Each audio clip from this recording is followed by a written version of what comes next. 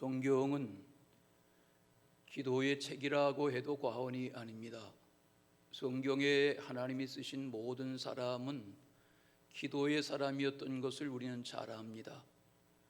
성경의 인물들을 어느 정도 아는 사람들은 아브라함, 야곱, 모세, 여호수아, 다윗, 사무엘, 에스더, 느헤미야 이런 이름들을 거론하게 되면 그분들의 생애의 어떤 업적보다도 기도의 장면들을 떠올릴 수 있습니다. 무두셀라의 아버지는 에녹입니다. 에녹이 65살에 아들 무두셀라를 낳았고 그 후에 300년을 하나님과 동행하였다.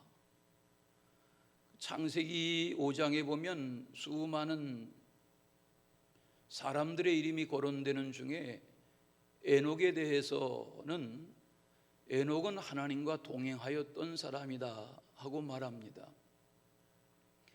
우리가 아는 대로 히브리서 11장에 믿음의 선진들이 명단에 포함되는 인물 중에 한 사람이 에녹이죠.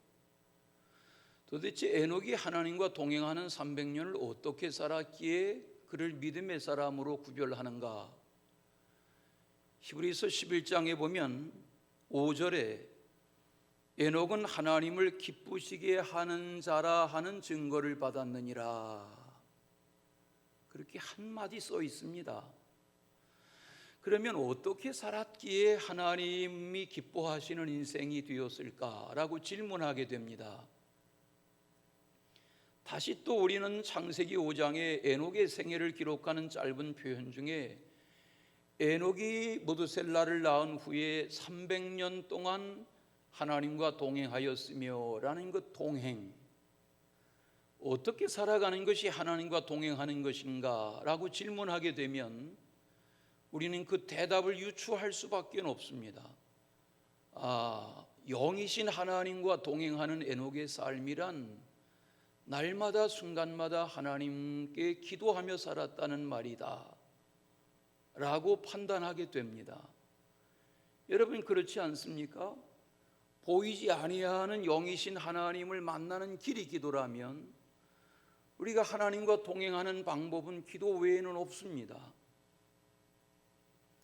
그렇지 않습니까? 예수님께서 이 땅에 계신 동안에 이른 아침부터 낮 시간은 해가 맞기까지 그를 찾아오는 수많은 병자들, 또 수많은 병자들을 데리고 오는 가족들, 그들 사이에서 각색 병자를 고치시고 귀신을 내어 쫓고 문제를 해결하고 배고픈 자를 먹이고, 이처럼 하늘나라를 비유로 설명하시는 시간 외에는 모든 환자들을 치료하는, 거기에 기진맥진 잡수실 겨를도 없이 하루하루의 일과를 쓰셨습니다.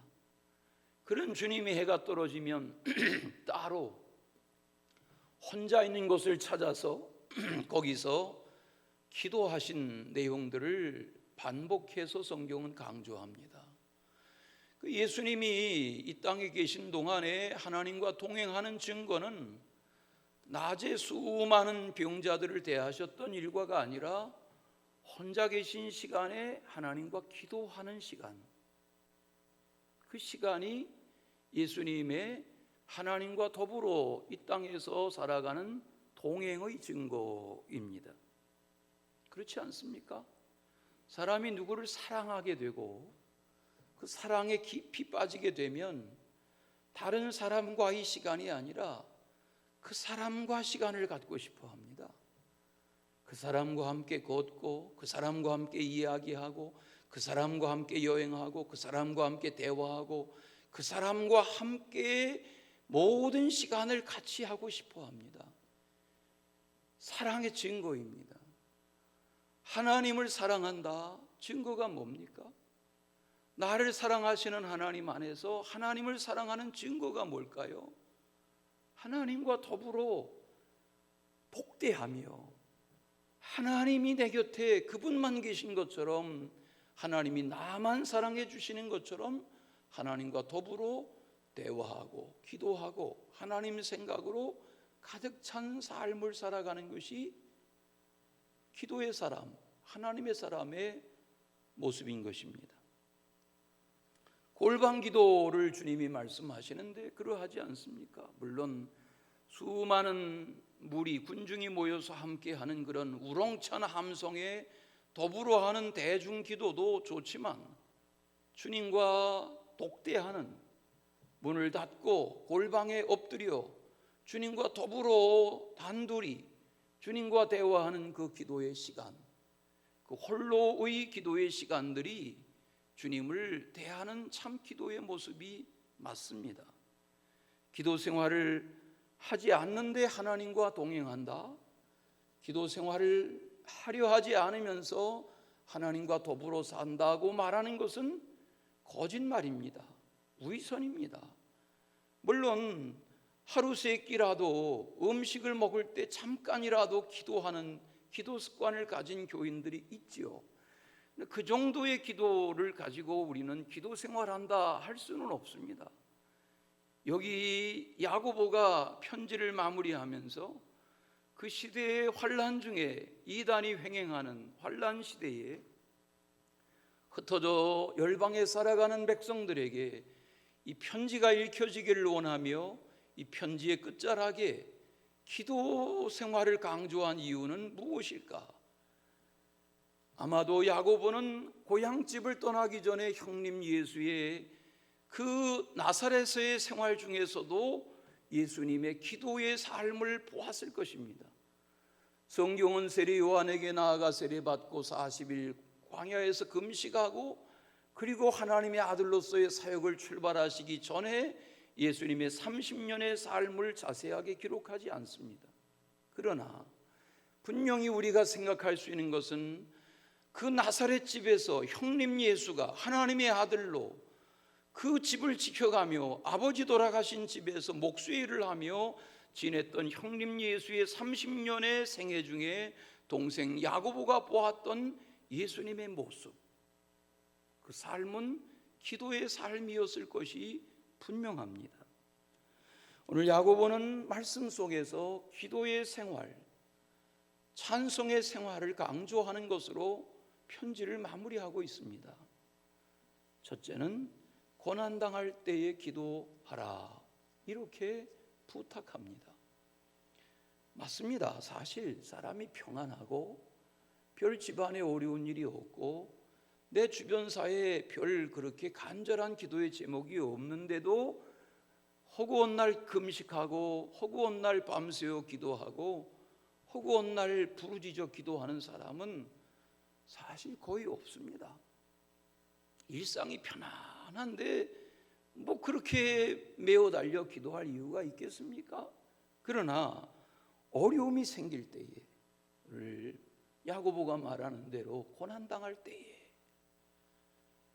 가족이 병들었다든지 사고를 당했다든지 경제적으로 어려움을 겪는다든지 가정 안에 일가 친척 간에 가족들 간에 어떤 쉽게 해결될 수 없는 불화가 생겼다든지 갈등이 생겼다든지 이렇게 삶이 뒤엉켜서 고난이 생기고 걱정이 가라앉지 않고 근심이 생기고 잠자리가 뒤숭숭하고 불면증으로 고생하고 마음이 답답하고 억울하고 기도해도 쉽게 삶의 실마리가 잡히지 않고 사실은 그때가 기도해야 할 때이지만 그 기도의 삶에 붙잡히기 어려운 그때 그 고난의 날들을 알았던 경험했던 야고보는 믿음에 흩어진 형제 자매들에게 부탁합니다. 고난 당할 때에 기도해야 합니다 하는 거죠. 고난 당할 때 기도해야 합니다.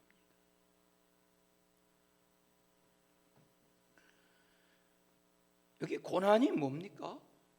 무엇을 우리는 고난이라고 말합니까? 내가 믿음으로 살아왔고 또 내가 늘 이렇게 예배하며 믿음으로 살아가는데도 고난이 있습니다. 아침에도 차려입고 산에 가는 사람들을 아침부터 보았습니다. 여러분, 이 좋은 계절에 들로 산으로 강으로 나아갈 수 있는데 주일날 왜 와서 예배합니까? 오늘 우리가 이렇게 예배로 살아도 고난이 있습니다. 쉽게 해결되어지지 않는 고난이 있습니다. 그 고난의 문제 앞에 우리는 어떻게 살아야 하는가? 분명한 강조는 기도하라는 것입니다. 우리가 어려움에 빠지게 되면 기도하던 사람도 기도하는 대신에 걱정하고 고민하고 근심하고 속상해하고 답답해하고 괴로워하고 순간순간 기도하려 하지만 기도가 되질 않고 속상한 그 상황만 내게 짓눌리고 하는 그런 것이 기도의 사람에게 현실입니다. 그러나 그걸 너무나도 잘 아는 야고보이기에 강조하는 것은 그 고난 앞에 걱정 근심으로만 하지 말고 기도하라. 기도해야 한다. 기도하자 하고 강조하는 것입니다. 여러분, 우리가 겪는 고난이 각 사람에게 다 정도가 다를 수 있습니다. 그러나 이 세상의 고난이라는 것이 개인에게 오는 고난이든 가정에 닥친 고난이든 그 고난으로 인해서 겪는 아픔, 시련, 이것은 정도의 차이가 있을 뿐 누구나 다 마찬가지입니다. 어려서 시골집에서 자랄 때 라디오도 없던 때가 있었지만 언젠가 제 어렸을 적 기억에 집에 라디오가 생겼습니다. 이 라디오보다 배터리라고 그러죠. 배터리가 훨씬 큰 그걸 고무줄로 묶어서 라디오를, 지금은 라디오가 뭐 얼마나 채널이 잘 잡히지만 그때는 다이얼을 돌려서 라디오를 채널을 맞춰도 찍찍거리고 잘 들리지 않을 때가 많은 그런 때지만 여하튼 라디오가 생겼습니다. 아침에 일어나면 우리 시골집에는 안채가 있었고 행랑이 있었고 안채와 행랑 사이에 안마당이 있었는데 그 안채의 텐마루에 아침부터 큰 소리로 라디오를 틀어놓습니다. 그러면 뉴스도 나오고 노래도 나오고 일기예보도 나오고 아침마다 드라마가 있었습니다. 그 아침마다 하는 드라마의 주제가가 날마다 아침마다 듣는 거니까 그 주제가를 기억합니다. 지금도. 365날 가지 많은 나무에 바람 잘 날 없어도 우리 집은 언제나 행복한 가족, 뭐 그런 가사로 되어 있습니다. 이게 무슨 노래더라? 어젯밤에 찾아봤어요. 쿨 시스터즈 아세요? 옛날 분들 아세요? 쿨 시스터즈, 세 자매 쿨 시스터즈가 그 주제가를 부른 즐거운 우리 집이라는 주제의 매일 라디오 드라마였어요. 내 기억에 이게 어렸을 적에 그렇게 많이 들은 노래, 그렇게 날마다 드라마를 대하면서 나는 시골집에 요 식구끼리 고마울 사람들끼리 사는 환경인데 라디오 드라마를 들어보면 별의별 일들이 다 많습니다. 저 어렸을 적 기억에 사람이 살아가는 세상사가 저렇게 복잡한가? 저렇게 별의별 일들이 다 많은가? 드라마인데 지내면서 살아오면서 보니까 그건 드라마의 이야기가 아니라 우리들의 살아가는 이야기이고 내 이야기이고 이웃집의 이야기이고 한 집 건너 한 집이 겪는 삶의 애환이 그 드라마 속에 다 담겨 있습니다. 이게 어젯밤에 찾아보니까 동양방송이라는 라디오에서 1964년부터 무려 25년 동안 8,000날 동안 드라마를 라디오에 보냈습니다. 우리나라 역사상 드라마를 아무리 라디오 드라마라 하지만 라디오 드라마를 8,000회를 날마다 드라마로 제작해서 라디오로 내어보낸 것은 우리나라 방송 역사상 최초랍니다. 그래서 내가 어렸을 적에 이 노래를 그렇게 듣고 또 들었었구나. 그 이야기하는 것이 아니라 그 드라마에서 접했던 이야기들, 살아가는 이야기가 오늘 우리 속에 고난의 이야기로 다 담겨 있습니다. 오늘 야고보가 말합니다.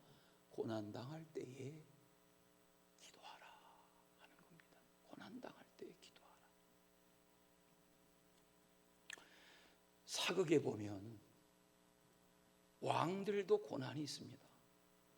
지금 통치자가 내년에 나라의 통치자가 바뀌니까 통치자가 되어보려는 이들이 이렇게 많지만 조선시대 500년, 고려시대 500년이 보면 왕의 통치가 세습이긴 하지만 그 왕이 된 후에 왕의 생애, 왕의 삶이, 왕이면 최고 권력자니까 좋겠다.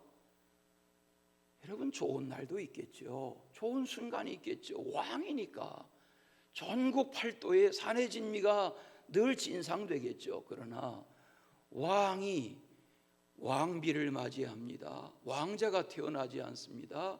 후궁을 맞이합니다. 초첩을 맞아들입니다. 거기에 그 왕비나 후궁들을 통해서 수많은 권력 다툼이 생깁니다. 또 그 곁에, 왕의 곁에 측근들인 대신들 중에서 간신이 생깁니다. 서로 대립하고 갈등하고 미워하고 시기하고 왕에게 귓속말로 잘못된 나라의 역사를 말합니다. 이러면서 나라가 뒤숭숭해지는 그런 역사를 보면 여러분, 왕이라고 해서 평안하지 않습니다. 서너 식구 살아가는 가정사도 어렵다면 1,000만, 5천만, 1억이 사는 나라를 통치하는 권력자의 하루하루라는 것은 가늘방석입니다. 우리가 창세기 요셉 이야기를 수도 없이 하죠. 우리로 배달은 10명의 형제가 있었죠. 야곱의 11번째 아들이죠. 형들 추수하는데 도단성 가까이 나갔다가 팔려가죠. 노예가 되지요. 우린 요셉의 생애를 잘 알죠. 요셉이 나중에 총리되고 80년 총리로 살았던 요셉의 생애를 알지만 요셉은 고난 많은 생의 절대적인 주인공이 요셉 아닙니까? 우리는 요셉의 생애를 말하기가 쉽지 내 생애에 그런 억울한 일, 속상한 일, 답답한 일, 고난이 생기면 어떻게 소화하냐 말이죠.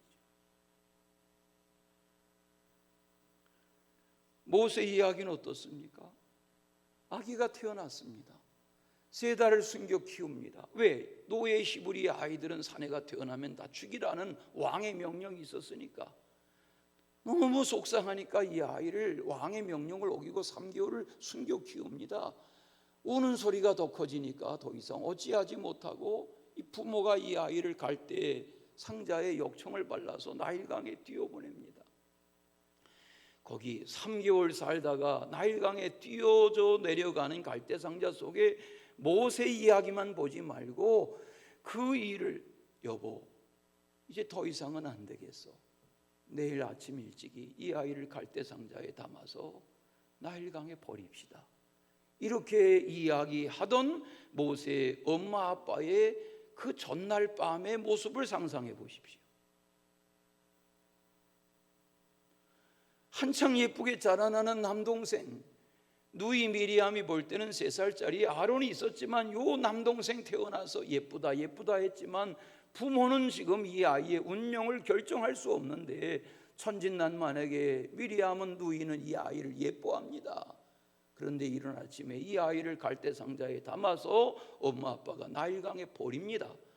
이때 미리암이 그 갈대 상자를 쫓아서 강변으로 내려갑니다. 그때 미리암의 심정, 그 후에 갈대 상자에 담겨 모세가 떠내려갈 때에 그 떠내려 보낸 이후에 엄마 아빠의 그 아침 나절의 심정을 성경은 설명하지 않습니다. 그러나 여러분이 거기 주인공을 바꿔서 생각해 보십시오. 내 아들을 3살 3개월짜리 핏덩이를 갈대 상자에 담아서 강에 던진다. 떠내려가는 남동생을 쫓아가는 누이 미리암을 생각하십시오. 그런데 우리가 긴 설명 필요 없이 목욕 나온 공주의 눈에 들어옵니다. 공주가 이 아이를 거둡니다. 우는 히브리 아이를 어여삐 여깁니다. 자기 아이 삼으려 합니다. 미리암이 무슨 용기가 났는지 거기 공주에게 다가갑니다. 내가 마을에서 젖먹일 만한 유모를 모셔오겠다 합니다. 그리고 집에 가서 달려가서 엄마에게 상황을 말하고 엄마를 모시고 갑니다. 이렇게 시작된 모세의 생애가 120년을 이어갑니다. 고난 많은 모세의 120년 생애. 그 고난 중에 모세는 뭘 배웠습니까? 기도. 모세의 마지막 80세부터 120세까지의 그의 나중 40년은 시내산 꼭대기에 40일을 올라 금식하며 하나님을 대면하며 기도하던 하나님 임재 앞에 있던 모세, 기도의 사람입니다. 저는 이 말씀을 준비하면서 기도했습니다. 하나님, 우리 교회 성도들이 어른이든 아이든 남자든 여자든 누구든 기도하는 사람이 되게 해주세요. 장로냐 권사냐 집사냐 그게 중요한 게 아니라 하나님, 우리 교회 모든 성도들이 각 사람이 기도하는 사람이 되게 해주세요.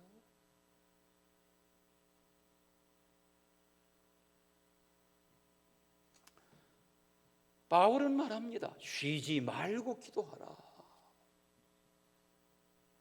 예수님은 가르쳐 주셨습니다. 구해라, 찾아라, 두드려라. 그게 기도에 대한 교훈입니다. 예수님이 제자들에게 다른 것 가르치신 적 많지만 특별히 가르치신 것 있습니다. 이렇게 뭐하라? 기도하라. 그게 주님이 가르치신 기도가 아닙니까?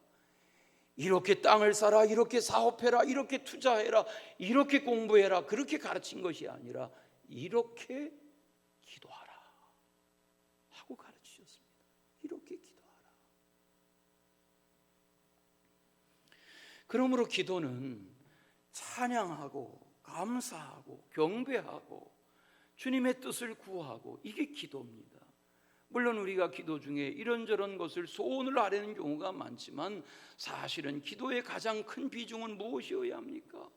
나의 형편을 나보다 더 잘하시는 하나님에게 경배하고 찬양하고 높이고 그분의 이름을 송축할 때에 그 찬양 가운데 거하시는 하나님이 나의 형편을 헤아려 주실 줄로 믿습니다. 기도입니다. 우리 늘 기도하며 삽니다. 이렇게 기도하다가 우리의 생의 마지막 순간이 찾아오면 뭘 할까 생각해 보십시오. 오늘 이렇게 아침 일찍 예배하고 오늘 남은 오전 시간, 오후 시간 뭘 해야지 하고 계획하고 계신 분들이 계실 겁니다. 물론 우리가 하루하루의 생을 계획하며 살지만 내 생의 마지막 순간이 찾아오면 무엇을 할까? 기도하는 것으로 내 생을 마치는 거죠. 기도하며 사는 시련 중에, 고난 중에, 고통 중에 기도하며 사는 그런 나날이 되시기를 축원합니다. 두 번째는 즐거울 때 찬송하라 그랬어요. 사실 찬송이라는 것이 즐거울 때만 하진 않죠. 우리가 결혼식장에서도 찬송하지만 장례식에 가면 우리가 장례하면 장례라는 것이 슬픈 소식을 듣고 쫓아가면 우리가 찬송합니다. 슬픈 현장에서도 찬송합니다. 장례라는 것이 장례를 하면 예배를 수없이 드리는데 그 모든 예배가 기도도 있지만 뭡니까? 찬송입니다. 저희 아버님 10여 년 전에 돌아가실 때 주일날 오후에 제가 부흥회를 가야 하는데 토요일날 임종하실 것 같다 하는 소식을 듣고 인천의 병원에 달려갔습니다. 아버지의 마지막 임종을 4년간 투병하셨으니까 마지막 임종을 제가 기도할 용기가 없더라고요. 그래서 인천에서 목회하는 고모님의 아들 고종사춘 목사를 불렀습니다. 토요일 오후에 조 목사, 아버지 돌아가실 것 같다. 와서 예배 좀 같이 하자. 그리고 사춘 목사와 함께 누님과 함께 우리 내외가 아버지의 마지막 가는 임종을 준비하는 이제 의사가 더 이상은 아마 못 사실 것 같습니다. 기도하는데 우리 사춘 목사가 목소리가 낭낭하고 찬양을 잘합니다. 제 기억에 찬송을 한 5곡, 6곡, 그게 시간도 굉장히 오래 걸립니다. 5, 6곡의 찬송을 부르면 한 30여 분 동안 찬송만 부른 것 같습니다. 근데 지금 생각해 보니까 그게 그렇게 은혜가 돼요. 내가 누구의 임종의 자리에 가서 30분씩 찬송을 부른 기억이 별로 없어요. 근데 오늘 성경은 뭘 말해요? 즐거울 때 찬송하라는 거예요. 이대 총장을 지낸 김한란 박사는, 목사 되고 싶었던 김한란 박사는 그랬다죠. 내가 세상을 떠나면 슬픈 찬송 부르지 말고 할렐루야 찬송을 부르라. 왜? 하나님 나라에 가는 거니까.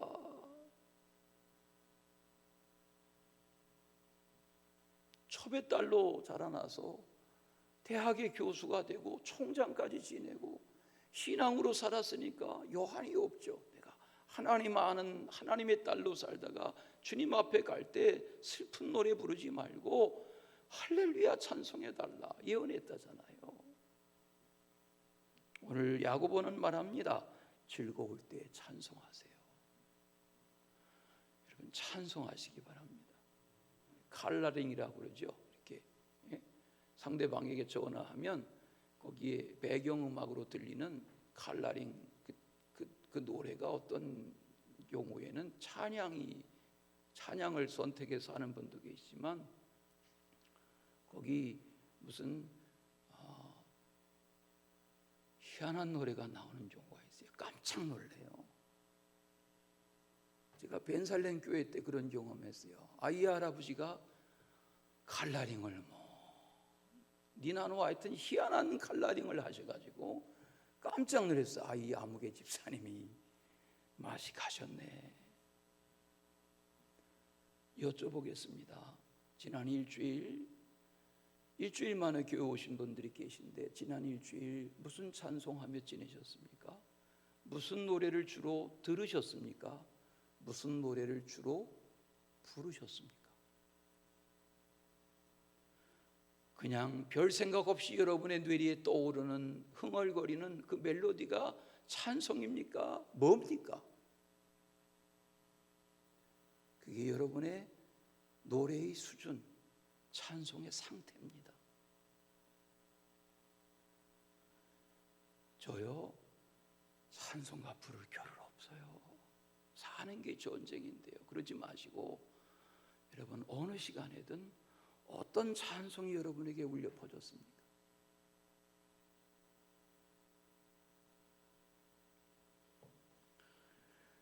젊었을 때 어느 기도원에 가서 밤을 지새는데 기도원 불 꺼진 기도원에 저쪽에서 깜깜한 기도원에 여기저기 앉아서 기도하는데 저쪽에서 한 여집사님이 집사님인지 권사님인지 한 여성이 기도 시간인데 밤새 서로 기도하는데 찬송을 하는데요.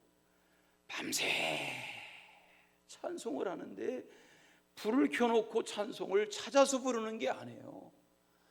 찬송가를 불 꺼진 깜깜한 기도원에서 찬송을 부르고 수많은 찬송을 메들리로 부르는데 제게 기억나는 것은 저분은 찬송의 사람이다. 왜냐하면 찬송은 곡조가 붙여있는 기도니까.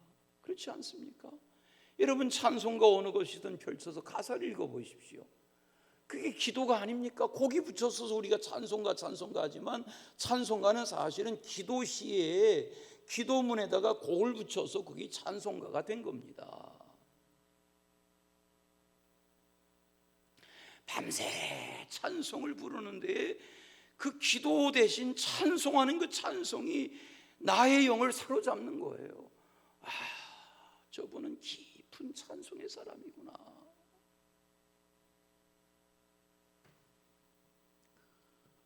338장 찬송입니다. 4절에 이렇게 되어 있습니다. 4절 마지막 부분이 숨질 때 되도록 늘 찬송하면서 그랬어요. 숨질 때 되도록 우리가 할 수 있는 일이, 해야 하는 일이 뭐예요?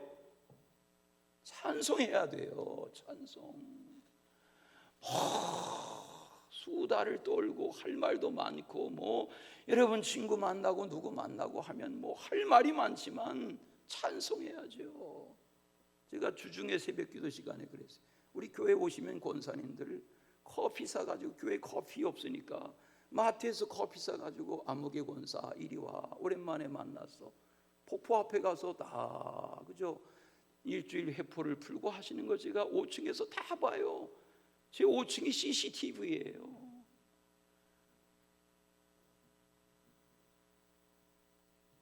저는 마음에 생각해요. 우리 권사님들 그것도 좋지만 교회 오면 좀 우리가 무슨 중보기도 팀을 운영하지 않지만 기도방에 가서 10분이라도 기도하는 권사님이 좀 계셨으면 얼마나 좋을까.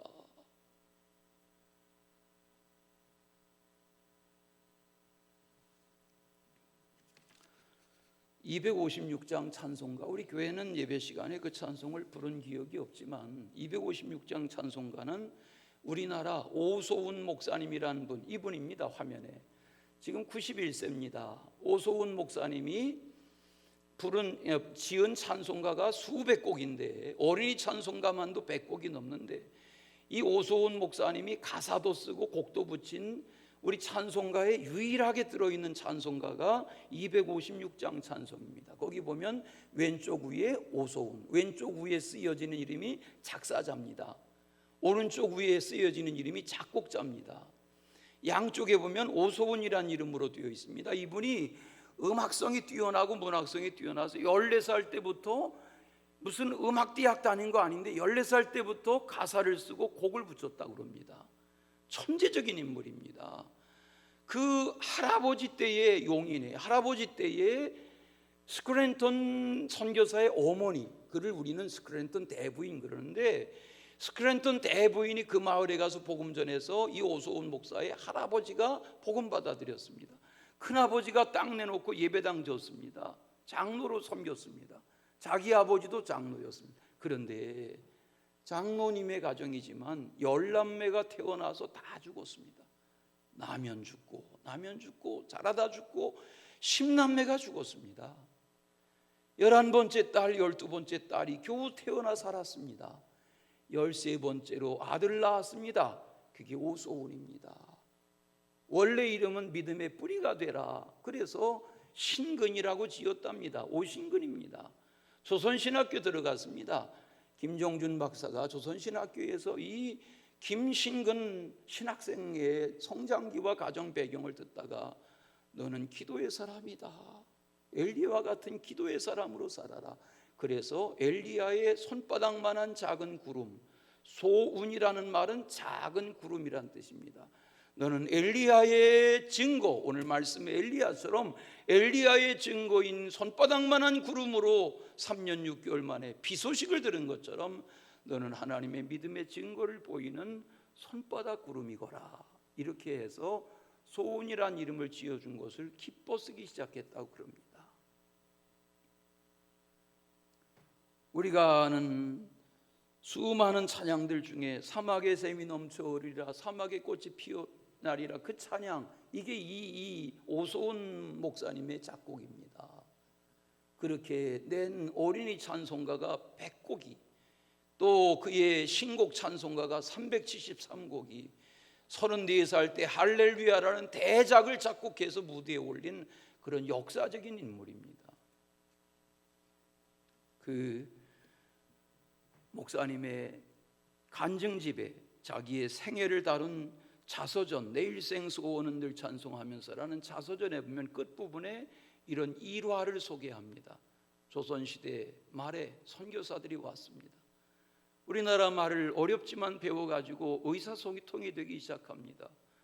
당시에 조선 양반들이 갓을 썼습니다. 그게 뭐요? 그러니까 조선 사람들이 양반이 말했습니다. 갓입니다. 갓이요? 아니 조선 사람들은 하나님을 머리에 쓰고 삽니까? 아, 거룩한 민족이군요. 당신 나라의 이름은 한자로 어떻게 쓰오? 조선이라고 씁니다. 그거 어떻게 씁니까? 이렇게 씁니다 하고 가르쳤습니다. 십자가 밑에 날일자를 긋고 그 아래 십자가를 또 긋고 그 옆에 달월자를 그리면 이게 아침 조자입니다 하고 설명하니까 한글을 깨우치니 선교사가 조선이란 나라는 낮에도 십자가, 밤에도 십자가, 밤낮 없이 십자가의 은혜로 사는 민족이란 말입니까? 이렇게 해석해 들어갑니다.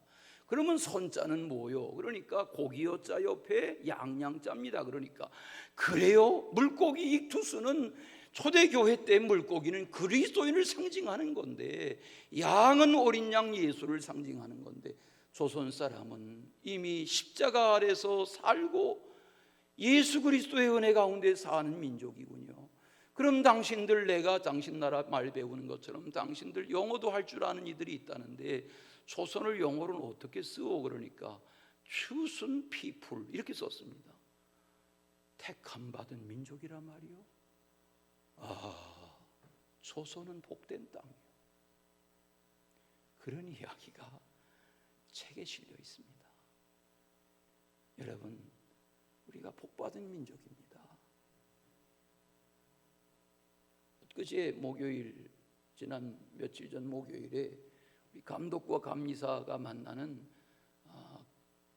회의가 있었습니다. 연회 본부에서 15명, 감독, 총무, 감리사 13명, 15명이 모였습니다. 그런데 그 중에 3명이 성북지방 감리사, 은평지방 감리사, 연회 총무 3명이 우리 외할머니 손자였습니다. 우리 외할머니 강금실 권사님이 외할아버지한테 교회만 다니면 다냐, 새벽기도하면 다냐, 핍박받으며 낳아서 키운 자녀들 중에, 그 후손들 중에 삼형제가 우리 할머니의 손자들 둘, 외손자, 우리 서울연회 안에 지금 이때에 15명 중에 3명이 우리 외할머니의 손자들이었습니다. 저는 돌아오면서 생각했습니다. 우리 교회 가정들이 믿음의 가정들이 되기를 바랍니다.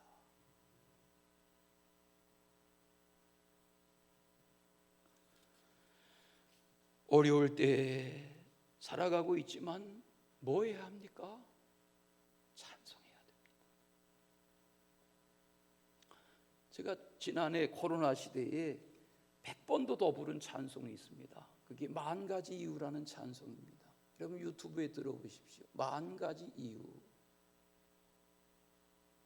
저는 그 찬송을 100번도 더 불렀습니다. 부르고 또 부르고. 하나님의 은혜 가운데 찬송하며 사는 그런 일과가 되시기를 축원합니다. 오늘 부르셨던, 예배의 시작에 부르셨던 369장 찬송, 죄짐 맡은 우리 구주 2절을 보십시오. 우린 그냥 찬송가니까 따라하지만 그거 말고 한번 보십시오. 369장 2절을 보십시오. 이렇게 되어 있습니다. 시험 걱정 모든 괴로움 없는 사람 누군가. 3절을 보십시오. 근심 걱정 무거운 짐 많이 진 자 누군가. 그렇습니다. 시험 걱정 근심 없는 사람 없습니다. 저 사람은 좋겠다, 뭐 좋아요, 들어가 보면 다 묻고 가리고 사는 일들이 많습니다. 그 가사가 어떻게 전개됩니까? 부질없이 낙심 말고 기도드려 아뢰세요. 이런 진실하신 친구 찾아볼 수 있습니까? 우리의 약함을 아시는 분은 어찌 그분이 아니십니까? 그분에게 어찌 아뢰지 않을 수 있습니까? 이게 찬송의 가사가 아닙니까? 찬송하고 기도할 때 하나님 역사하실 줄로 믿습니다. 마지막, 서로를 위해서 기도하라 그랬습니다. 서로를 위해서. 오늘 말씀에 보시면 한번 성경 보시겠어요? 13절부터 18절까지 읽으셨는데 성경을 보십시다. 고난당할 때 기도하라, 즐거워할 때 찬송하라, 병든 자를 위해서 기도하라, 주의 이름으로 기도하라, 기름 바르며 기도하라, 믿음으로 기도하라, 사심을 받도록 기도하라, 서로 죄를 고백하며 기도하라, 의인의 간구로 기도하라, 간절히 기도하라, 다시 기도하라. 계속 오늘 말씀의 강조는 뭐예요? 기도하라는 거예요. 특별히 어떻게 기도하라는 거예요? 서로를 위하여 기도하라. 병자가 있습니까? 장로들을 청하라는 거예요. 왜 장로를 청하라 하지 않고 장로들을 청하라고 했습니까? 한 사람의 장로를 청해서 기도했는데 나오면 내가 기도해서 나와서 할까 봐 야고보는 복수로 말합니다. 여러 장로들을 청하라. 그리고 공동으로 기도하게 하라. 그리고 치유되는 역사를 하나님께 영광을 돌리게 하라 하는 겁니다. 알아들으시면 아멘. 네, 내가 하나님의 영광 갈취하지 말라는 겁니다. 그리고 엘리야를 말합니다. 엘리야가 기도할 때 3년 6개월 하늘문이 닫힙니다. 다시 기도할 때 하늘문이 열리고 비가 내립니다. 갈멜산에 가보았습니다. 저 동상을 보았습니다. 이 동상 말고 이 동상 보았습니다. 갈멜산의 엘리야상입니다. 거기 갈멜산에 가면 개신교회가 지은 갈멜산 엘리야 기념교회가 있고 그 예배당 앞에 마당에 한쪽 귀퉁이에 저 나무 동산 앞에 엘리야의 칼을 빼어든 바알 선지 아세라 선지자를 척결한 갈멜산의 엘리야의 동상이 들어 있습니다. 저 잘 보시면 왼발로 거기 바알 선지자를 왼발로 짓누르고 있는, 그리고 칼을 빼어든 그런 장면으로 형상화되어 있습니다. 여러분, 엘리야는 역사의 실존 인물입니다. 엘리야는 말라기 4장 끝에 다시 오시리라 하는 인물로 거론되는 그분입니다. 죽음을 보지 않고 승천한 인물입니다. 오늘 야고보는 엘리야를 말합니다. 우리와 성정이 같은 사람. 우리처럼 괴로우면 괴롭고 슬프면 슬프고 그런 성정을 같이 했던 저가 하나님께 기도할 때에 역사가 있었다. 기도하되 서로 위하여 기도하는, 진심으로 서로를 위해서 기도하는 그런 기도의 연합이 있으시기를 축원합니다. 사랑의 주 하나님 아버지,